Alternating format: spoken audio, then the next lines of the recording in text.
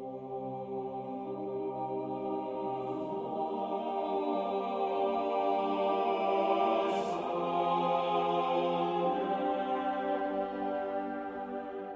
bonheur de la conscience en ordre de Giovanni, protégé perpétuel du Padre Pio. Chers amis, fidèles du Padre Pio, bonjour, mon nom est Jean Goyard et vous assistez au programme sur les pas du Padre Pio.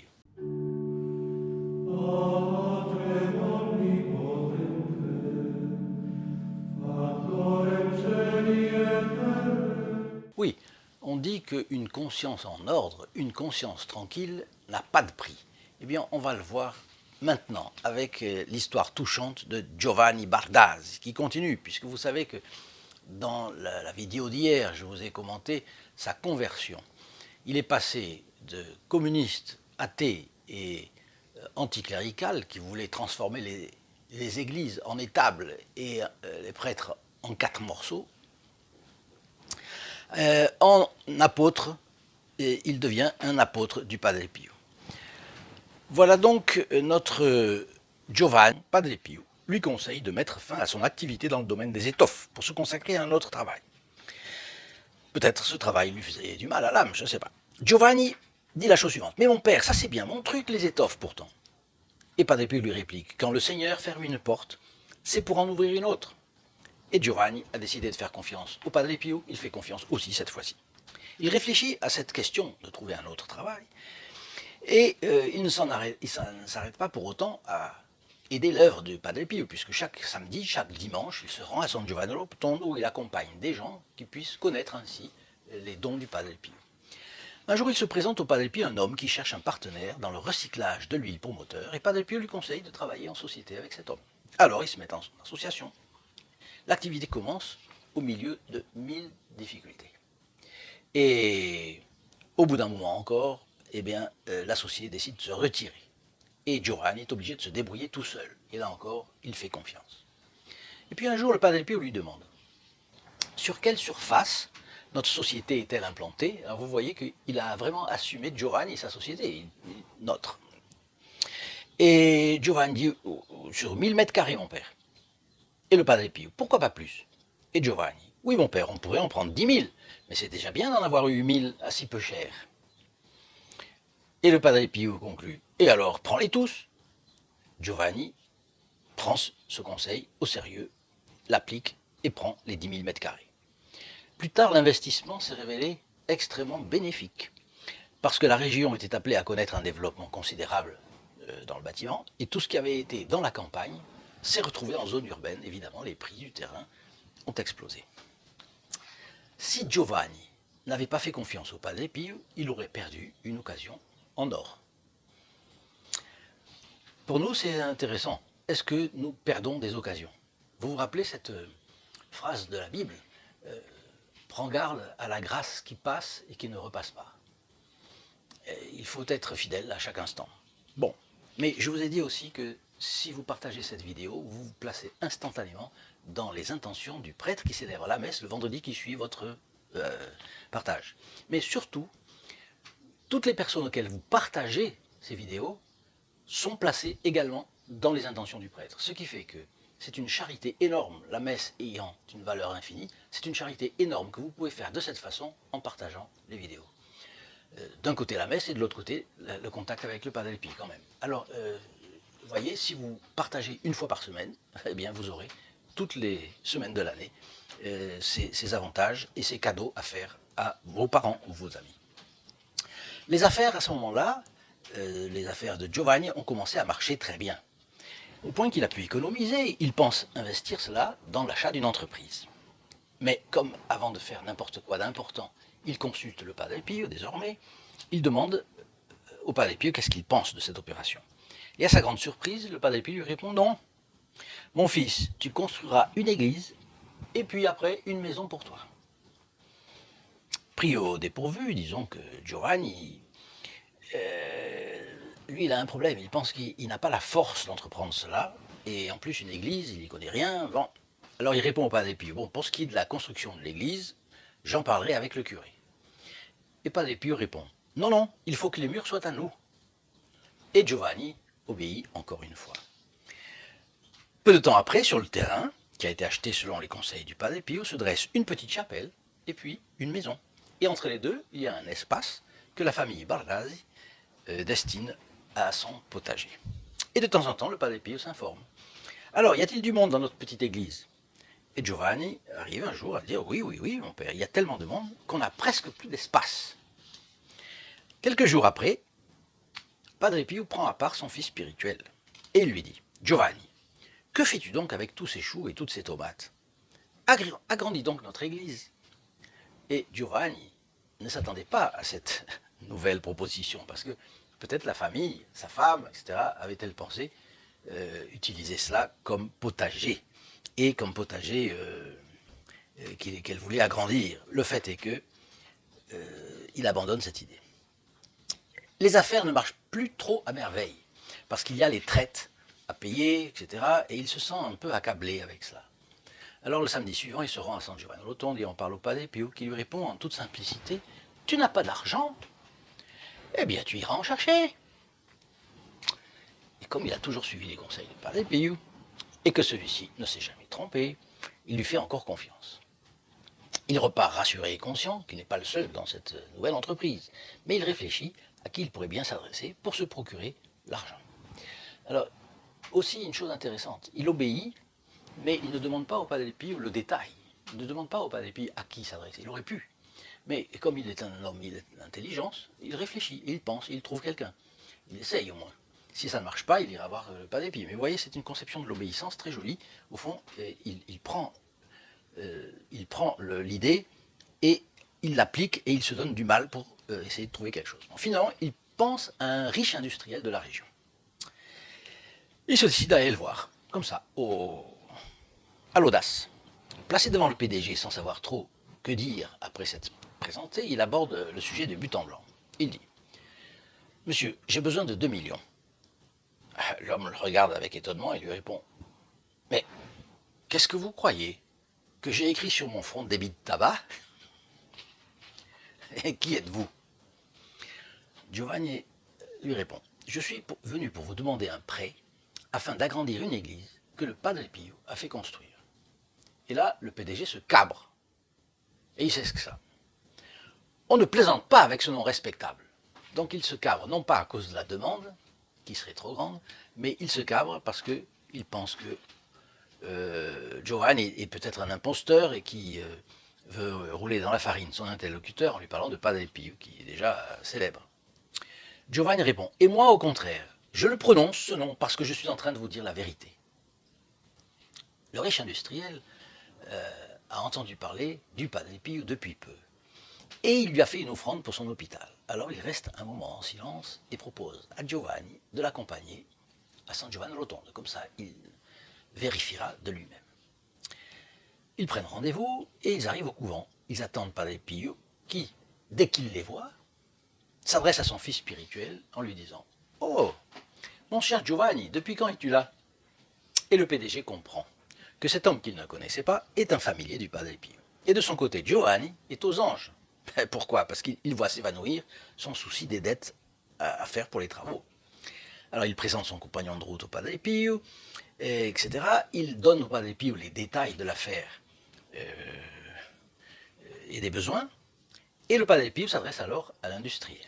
Et il lui dit, « Allez, vous lui prêterez l'argent, sans intérêt, et il vous le rendra comme il pourra, avec le temps. » Autrement dit, le Padre Pio s'y entend tout à fait en emprunt à la bonne fortune. C'est comme ça qu'on appelle ce genre de choses. Ah mon Dieu, quelle facilité aurions-nous si nous avions le Padre Pio parmi nous pour soutenir la chaîne vidéo que vous voyez en ce moment sur les pas du Padre Pio. Eh bien, il suffirait de dire au Padre Pio, « Ah, mais mon père, pourriez-vous m'indiquer quelqu'un, etc. » Ce serait formidable. Et malheureusement, je ne connais pas d'industriel riche, mais attention, ce ne sont pas les riches qui donnent le plus. Certainement, un industriel, c'est intéressant, mais il faut surtout qu'il soit enthousiaste de la Sainte Vierge et du Padre Pio. Et c'est ça le problème. Le principal est là. Il faut que la personne ait bon cœur. Alors, disons que c'est c'est je dirais, une des croix des apôtres aujourd'hui qui veulent faire connaître le Padre Pio, c'est d'avoir un terrain devant eux qui est considérable, une moisson formidable à entreprendre, mais il y a peu d'ouvriers pour la moisson.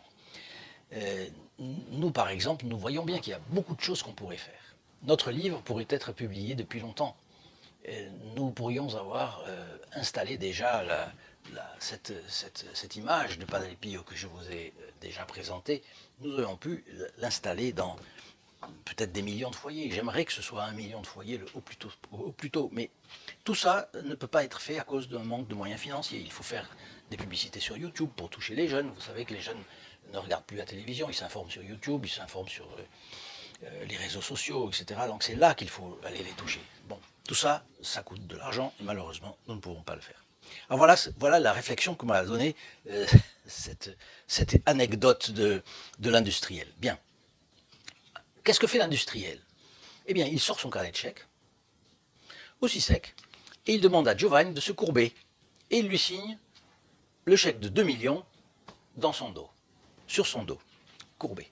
Quelque temps après, il dit qu'il lui en fera un autre d'1 million pour les œuvres de charité du Padre Pio et demande à Giovanni de lui ménager un entretien privé avec le Padre Pio parce qu'il lui raconte qu'il a une maladie incurable à la jambe et il voudrait en parler au Padre Pio. Ah! Le lendemain, les deux pèlerins prennent congé du Padre Pio, qui salue le bonheur, le bienfaiteur, riche mais inquiet pour sa santé, et avec le dos de la main, il lui donne quelques tapes sur sa jambe malade et il laisse échapper. Ah, cette jambe, ah, cette jambe. Dès ce moment-là, la maladie disparut. Le PDG donc a donné ce qu'on lui demandait. Là, il a été fidèle, on peut dire. On lui a demandé de prêter à la bonne fortune, il a prêté à la bonne fortune 2 millions. Et après, il fait en plus un don d'1 million au Padre Pio pour ses œuvres. Et il a été très régulier. Mais, qu'est-ce qu'il a reçu en retour? Il a reçu beaucoup plus. Une maladie incurable à la jambe, on ne sait pas ce que c'est, mais ça pouvait évidemment dégénérer. Et qu'est-ce qui se passe? Il est guéri. Donc, avec la Sainte Vierge, c'est fantastique. On lui donne un œuf et elle vous rend un bœuf. C'est toujours ce qu'on raconte. Alors, voilà l'industriel guéri et un peu plus allégé sur le plan du porte-monnaie. Bon, quelques temps après, on lance les travaux d'agrandissement de l'église, à laquelle, évidemment, Giovanni a donné le même nom que celui qui avait été donné au sanctuaire à San Giovanni Rotondo, c'est-à-dire Santa Maria delle Grazie, Notre-Dame des Grâces.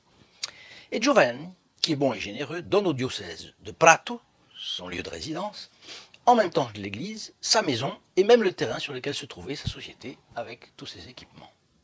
Et aujourd'hui, cette église est devenue une paroisse et en plus, avec sa propre cure. Et voilà que ce communiste, dont le programme était de transformer les églises en étables et de faire d'un prêtre 4 morceaux, est devenu un apôtre de Dieu dans les mains du Padre Pio. Fantastique. Je remarque une chose, c'est que le Padre Pio a demandé beaucoup, finalement. Il a donné beaucoup à Giovanni, mais il lui a demandé aussi beaucoup. Il lui a donné les miracles qui ont fait sa conversion, il a été sévère, ça a été une grâce aussi, plusieurs grâces. Mais il lui a demandé de lui faire confiance. Et pour faire confiance à un homme, il faut se placer dans une attitude d'humilité vis-à-vis de lui. Et c'est ce qu'a fait Giovanni.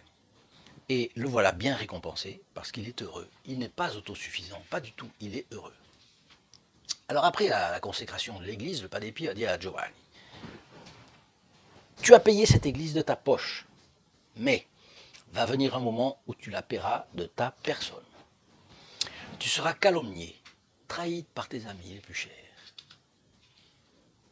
Et le Padre Pio, qui sait ce que c'est que d'être trahi, parce qu'il en a eu certainement, certainement non, il l'a eu. Et il a été trahi par certains supérieurs, par certains membres de son ordre qui étaient jaloux. Il a été trahi parce que dans sa maison, il faudra qu'on en parle un jour, il y a eu des malversations financières faites par certains collègues, ça a été affreux, tout simplement affreux.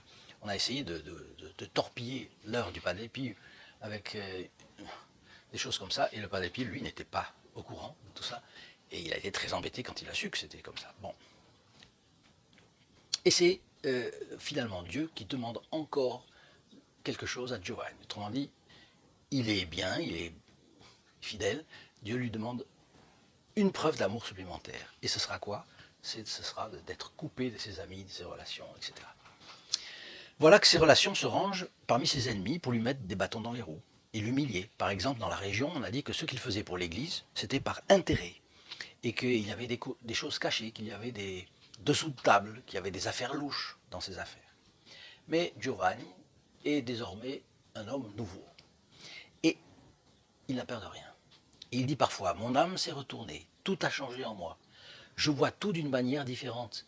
Pour moi, même les plantes ont changé. Donc son grand repère, c'est évidemment le Padre Pio. C'est la personne du Padre Pio, c'est sa façon d'être, sa mentalité. Il voit Jésus dans le Padre Pio. Et il aime le Padre Pio comme si c'était son père, et même plus, parce que le Padre Pio l'a engendré à la grâce, d'une certaine façon. Qui a engendré à la grâce, qui nous engendre tous, bien entendu, à la grâce, c'est notre Seigneur Jésus-Christ avec sa passion, sa mort sur la croix et sa résurrection. Mais Notre-Dame est co-rédemptrice, comme vous le savez, donc médiatrice de toutes les grâces, donc Notre-Dame aussi. Et Christianus alter Christ, c'est-à-dire les chrétiens sont des petits Jésus-Christ. Les grands saints comme le Padre Pio, qui souffrent beaucoup, participent à cet aspect de co-rédempteur de Notre-Dame. Ils ne sont pas co-rédempteurs, ils sont d'une certaine façon. Je l'ai trouvé dans les livres que j'ai lus sur le Padre Pio. Donc, quelquefois, quand il voit souffrir le Padre Pio, Giovanni lui dit « Je voudrais vous aider à porter votre souffrance. » Et là, le Padre Pio lui répondait « Non, non, celle-là n'est qu'à moi. » Parce que c'était colossal. Alors il conduit en voiture plein de gens à San Giovanni Rotondo pour qu'ils connaissent les dons du Padre Pio. Il continue. En échange, le Padre Pio lui offre sa familiarité. Et les confrères du Padre Pio voyaient que celui-ci rencontrait avec plaisir ce fils spirituel qui, pendant ses séjours à San Giovanni Rotondo, demandait toujours de rester bien près du Père. Et quand une âme est fidèle, vous voyez, elle s'offre. Elle ne cherche pas à posséder, mais elle cherche à donner. Nos relations avec le bon Dieu doivent être comme ça. Nous ne devons pas prier pour avoir, pour obtenir. Oui, le faire, oui, mais ne pas s'arrêter là. Pourquoi? Parce que il y a beaucoup plus de joie à donner qu'à recevoir. Et rappelez-vous cette phrase de Sainte Thérèse, le bon Dieu aime ceux qui souffrent avec joie, aime ceux qui donnent avec joie. Alors, un jour, Giovanni a l'occasion de rendre un service à ce Padre Pio qui a été autrefois si sévère avec lui et qui ne lui permettait pas de faire ce qu'il voulait. C'est que le docteur Guglielmo Sanguinetti est mort. Et Padre Pio se montre très affligé par la perte de ce précieux collaborateur. Car ce collaborateur était à la Casa Solieve della Sofferenza, un bras droit pour le Padre Pio, sur lequel il pouvait compter. Alors pendant les récréations, qui est un temps souvent d'une demi-heure, parmi les religieux, n'est-ce pas, ils peuvent parler entre eux, notre bon Padre Pio n'est plus lui-même. Le père gardien, c'est-à-dire le père supérieur du couvent où vit le Padre Pio, vient trouver Giovanni et lui dit « Écoute, essaye de le dérider un peu, parce que nous n'arrivons pas à le faire se détendre. » Le Padre Pio est très préoccupé. Le lendemain soir, lorsque ses amis et confrères se serrent autour du Padre Pio, Giovanni s'assoit à côté de lui. Et le Padre Pio se met à parler du défunt. Et il fait une petite confidence à Giovanni, mon fils, quand on s'attache à quelqu'un, le Seigneur nous le ravit. Et il tapotait affectueusement l'épaule de Giovanni. Il fait une autre réflexion du même genre, accompagnée du même geste, quelques minutes après. Et puis une troisième fois, il recommence avec une phrase un peu dans le même genre et le même geste amical.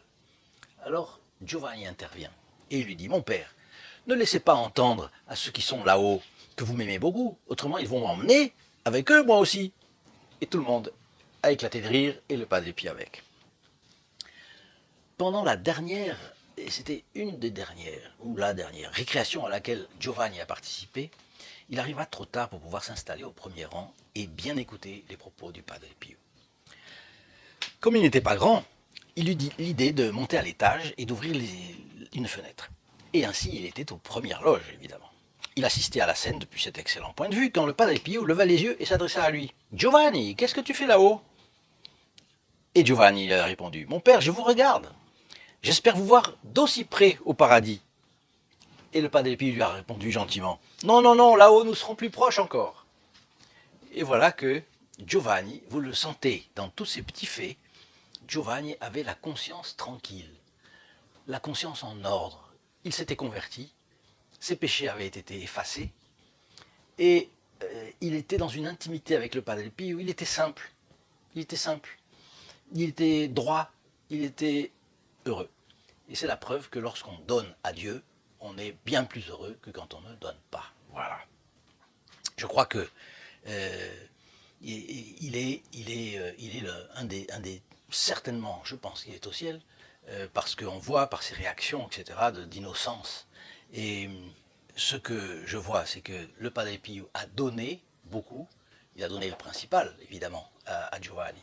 Mais d'un autre côté, Giovanni, il a la vie pure qu'il mène, la vie sans embarras, la vie de protégé du Padre Pio. N'est-ce pas beau de contempler cette histoire?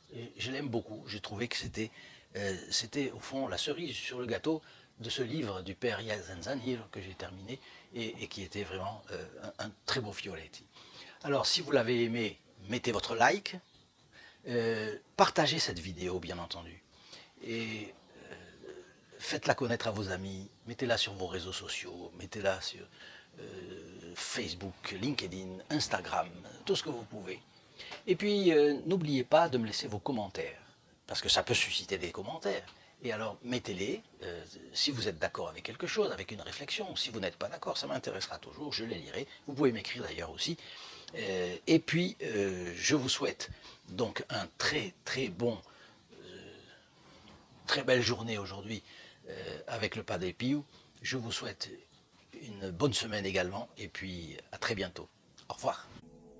In nome del Padre, del Figliolo e dello Spirito Santo, e così sia. Sia lodato Gesù e Maria, e